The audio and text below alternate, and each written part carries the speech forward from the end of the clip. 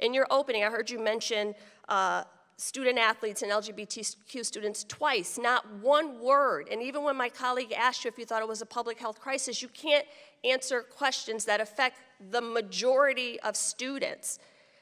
So I'm not really sure. I mean, I am an educator by nature. I try to be supportive of what the Department of Education does because I need for you to succeed, for my students to succeed. But when you come in and say your final mission is to eliminate the department, it says to me that the 46 million children that are not receiving services do not matter.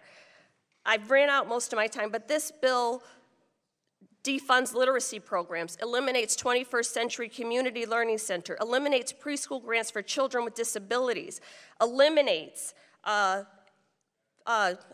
reduces funding for career and technical education, like all of these things. I'm going to ask you two really quick questions. Do you think that Holocaust education in our schools is a DEI program? There's no card for that. That's just yes or no. I can look at whatever card I Holocaust choose. education, is it a DEI? Much. You can have a press conference to say whatever you want. I just need a quick answer to Your this. soliloquy Is Holocaust, because this is my time, is Holocaust education a DEI program? No. Is African American Studies a DEI program? I think I answered that with one I'm of the asking other it again. callers. Listen, we should Just be able, yes or no? We should be able to teach courses My in their point is entirety. they are DEI programs, both of them, because students need diversity, equity, and inclusion to understand their environments. So both Holocaust education and the teaching of African American history are important, which is why the state of Connecticut requires it in our social studies curriculum. You're talking out of both sides of your mouth. You can't support one without supporting the other. And looking at what happens in the schools and actually deferring to teachers, parents who are on curriculum committees, local boards of education in states who actually do the hard work, and listening to what they say would be incredibly helpful in this role. But it's time to move on. I yield back. I recognize the gentleman from Ohio, Mr. Rulli. Thank you, Mr. Chairman, and thank you, Madam Secretary, for coming today. We really appreciate your time.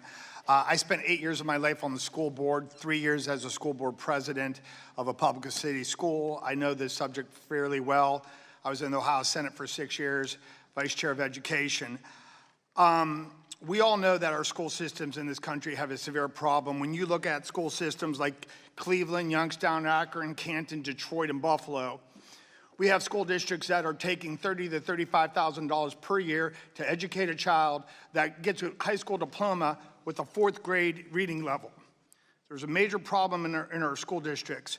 Some of the small school districts, like my school district, Leetonia, we were able to educate our kids for about $8,000 to $9,000 a year and produce 11th or 12th day reading level. So there's a problem. I know the opposition party loves the concept of throwing more money at it, so let's do that. Because that's what President Trump just did. President Trump, on a K-12 simplified funding program, gave an extra $2 billion to all the public school districts throughout the country. And it even gets better than that, because the Biden-Harrison administration spent more than $1 million on DEI grants throughout the country. So if I'm doing my math right, that's $3.5 billion that we could take from the federal government, which will never have a trickle-down effect on the local school board, because I was on it for 8 years. So whenever you hang out with the treasurer of a local public school board, they're petrified to see what's going on with the federal funding. Where is it going? And the opposition party thinks it's so romantic that the money stays here in Washington, instead of ever going to the grassroots home rule effect.